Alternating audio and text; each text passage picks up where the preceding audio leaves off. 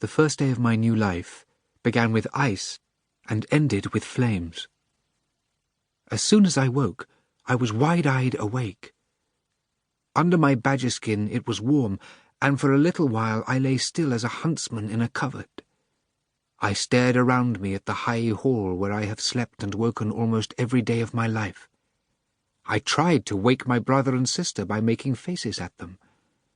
I listened for a moment to my grandmother Nine snuffling, and one of the hounds groaning and grinding his teeth. Then I leapt up.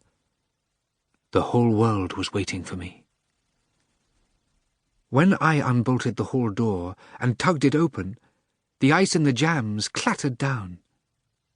Then I saw Gatty. She was standing beside the mounting block with my horse, Pip. I had to look twice, because she was dressed in dirty sacking, sparkling with frost, and all I could see were her large river eyes and one fair curl. "Gatty!" I exclaimed. "Jankin said I could. How long have you been here?" Gatty ignored my question. "The biggest saddlebags we got," she said. I kicked at the shards and thorns of pearly ice, and barefoot I walked out and slapped Pip on the rump. "You look as if you've been here half the night," I said. Gatty lowered her eyes and shook her head dumbly. "Oh, Gatty, when I reach Jerusalem, I will send you a message. I'll try to." Gatty stared at the ground. "Don't matter," she mumbled. "It does matter," I said. "We're friends." "Can't be," Gatty replied. "Not with the likes of you."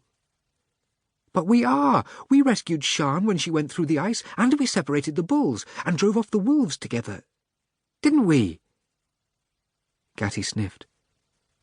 "You could load up," she said. "Nobody's awake yet?" "I can help, can't I?" "You're frozen." "When you coming back?" Gatty demanded. 3 years, I said. 2, maybe. Gatty shuddered and hunched her shoulders. "Go on, Gatty," I urged. "Get out of this cold. I'll see you before I leave." Gatty looked at me. She gazed at me as gravely as the painting of Mary on the church wall, and her long eyelashes flickered. Then she turned away.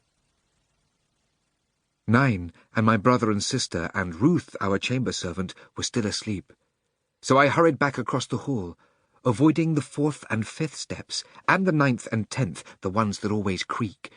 I ran up the staircase and along the gallery to my freezing writing room.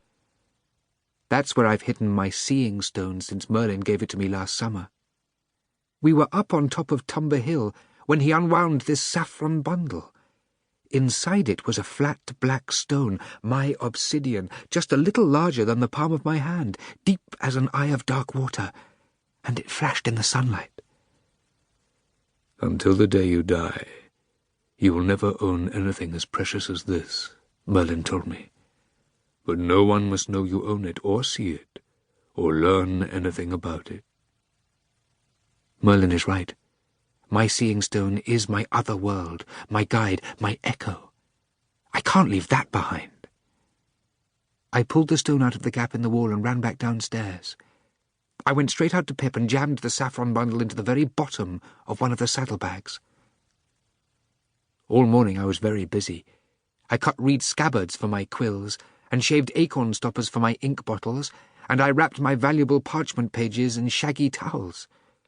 I stuffed my saddlebags with writing materials and clothing, and in my wooden chest, which is going to be sent after me, I laid more clothing, my new flight of arrows, my ivory chess pieces, and my mail coat.